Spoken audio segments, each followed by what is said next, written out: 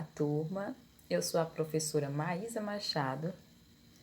Vou trabalhar com vocês língua portuguesa e o conteúdo de hoje será figuras de linguagem. Vocês já ouviram falar em figuras de linguagem?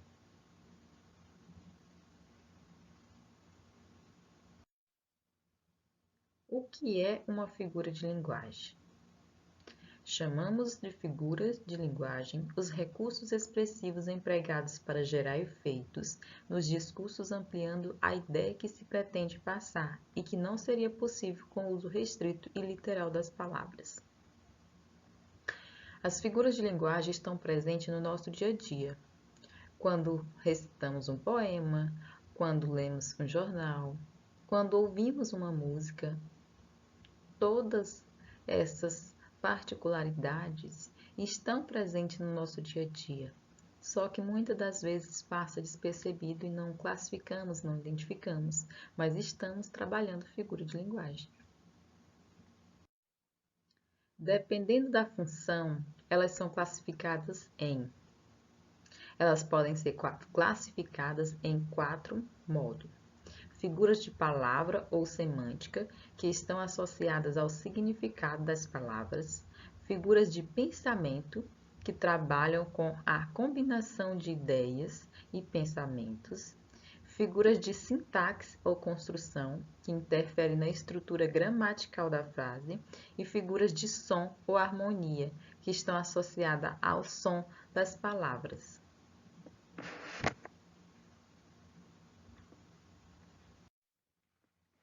As figuras de palavra ou semântica.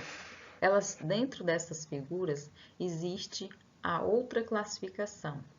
Nas figuras de palavra ou semântica, que é o conteúdo, o assunto da aula de hoje que a gente vai abordar, a comparação é a relação de comparar entre dois ou mais termos, separado por conjunção. A metáfora é a comparação implícita entre dois ou mais termos. Metonímia, substituição de um termo por outro equivalente. Catacrese, emprego inadequado de um termo devido à perda de seu sentido original. Perífrase ou antonomasia é a substituição de um termo por outro que o caracterize. E a sinestesia é a combinação de dois ou mais sentidos humanos. Bom, a comparação.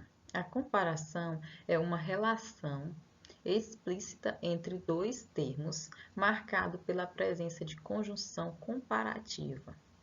Quando eu digo isso, eu cito o exemplo. O pensamento é como um diamante bruto. Podemos observar que aí está presente a conjunção e o termo. Como? Eu estou comparando. Eu não estou dizendo que o pensamento é um diamante bruto. Eu estou falando que o pensamento é como um diamante bruto. Então, o é como está presente na figura de linguagem de comparação. O pensamento é tal qual um diamante bruto. Vocês observam que também a conjunção está aí presente. É tal qual, também está comparando. E a outra, por último, o pensamento é igual a um diamante bruto. Também está presente. É. Então, é como, tal qual e igual, todos eles são comparação. E a conjunção está presente. A metáfora. A metáfora é uma comparação implícita. Por exemplo, a razão é a luz na escuridão. Observe que a razão está sendo comparada com a luz. No entanto, não há nenhuma conjunção comparativa explicitada entre os dois termos. Portanto, se a frase fosse: a razão é como a luz na escuridão, não tínhamos mais uma metáfora, mas sim uma comparação. Mas aí a metáfora está afirmando: a razão é a luz na escuridão. Se dissesse a razão é tal qual, a razão é como, aí sim seria uma comparação. A metonímia É a substituição de um termo por outro, desde que haja uma relação entre eles. Tem que haver uma sintonia. Vamos lá. Todos os dias bebo uma xícara de chá de boldo. Eu estou querendo dizer que eu tomo o que tem dentro da xícara, mas no sentido geral da frase, está como se eu tomo uma xícara. Mas isto é, eu bebo o chá que está na xícara. Então, é uma substituição que dá para a gente meio que interligar uma coisa com a outra e, pela lógica, idealizar que seja um conteúdo e não a xícara. Outro exemplo, este foi um livro escrito a 4 mãos. O que queria dizer um livro escrito a 4 mãos? Duas pessoas, 4 mãos. Ok? Vamos para frente. Catacrese. Emprego inadequado de um termo devido à perda de seu sentido original. Quando eu falo a quarentena já dura 2 meses, eu estou falando que a quarentena está durando 2 meses. Quarentena, pelo raciocínio, eu ia utilizar quarentena 40 dias. Mas quando eu digo 2 meses, já está com pouco sentido, já está perdendo sentido aí. Quando eu falo também, não podíamos embarcar no ônibus sem tirar aquelas fotos. Embarcar, eu poderia embarcar. Quando eu falo embarcar, a gente imagina eu estou embarcando em um barco. Mas a forma embarcar, eu posso embarcar num ônibus, no avião. Então, tá aí o termo. No primeiro exemplo, a palavra quarentena em seu sentido original refere-se a um período de 40 dias. No entanto, o termo passou a ser empregado no sentido de isolamento.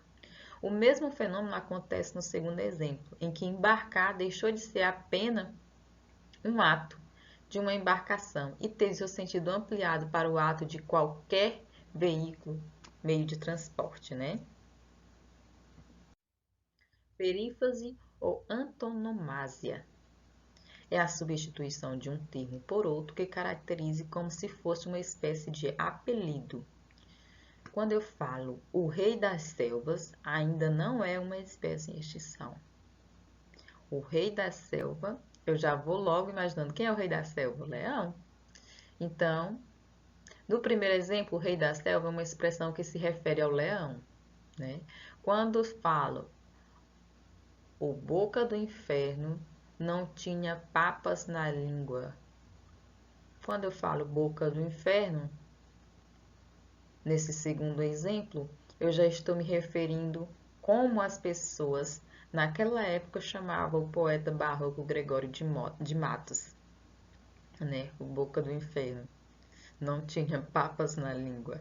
É importante fazer uma distinção que a perífrase se refere-se a coisa ou animais, já a outra se refere a pessoas. Nessa perspectiva, o primeiro exemplo é uma perífrase e o segundo é uma antonomásia.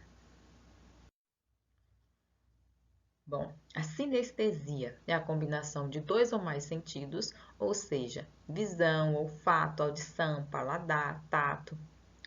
Na frase, no doce caminho que percorri, ouvi cantarem os pássaros no calor da manhã. Observamos que nesta frase tem mais de um sentido. Doce, ao paladar. Cantarem, eu estou ouvindo cantarem. E o calor da manhã, ao tato. Então, observe que essas palavras doce aciona o paladar, o verbo cantarem é a audição e o substantivo calor é o tato. Aí nós temos as figuras de sintaxe ou construção, que está aqui, a elipse, exeugma, anáfora, pleonasmo, anacolto, sinlipse, hiperbato e polissidé. São as figuras de sintaxe ou construção. Temos também as figuras tá aqui detalhada cada uma delas, mas nós não vamos agora, devido ao tempo. vamos para as figuras de som ou harmonia também, mas nós não vamos ver hoje. E aí vamos finalizar nossa aula, retornaremos na próxima aula, dando continuidade ao conteúdo. E para casa tem a atividade do livro didático das páginas lá referidas que eu já citei, de acordo com o cronograma. Muito obrigada.